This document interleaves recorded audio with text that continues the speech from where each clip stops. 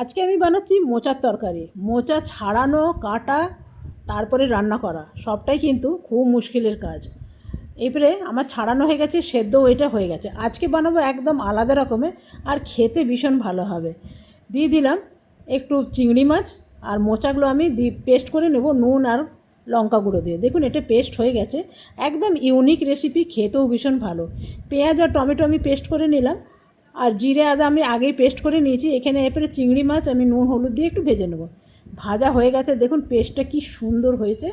এরপরে আমি ছোট ছোট বল বানিয়ে নিলাম, যে পেস্টটা বানালাম চিংড়ি মাছ আর মোচার, এটাও ভাজা হয়ে গেছে। এইটা কখনো বানিয়ে দেখবেন, ভীষণ ভালো হয়। দিয়ে তেলের মধ্যে একটু গোটা জিরে, জিরে আদা বাটা, পেঁয়াজ বাটা, রসুন বাটা সব কিছু দিয়ে দিলাম, আর দিয়ে দিলাম একটু টমেটো বাটা, দিয়ে দিলাম একটু চিনি, তেজপাতা, গরম মশলা দিয়ে আমি বড়াগুলো ছেড়ে দিলাম। দারুণ সুন্দর হয়েছে, এইভাবে বানিয়ে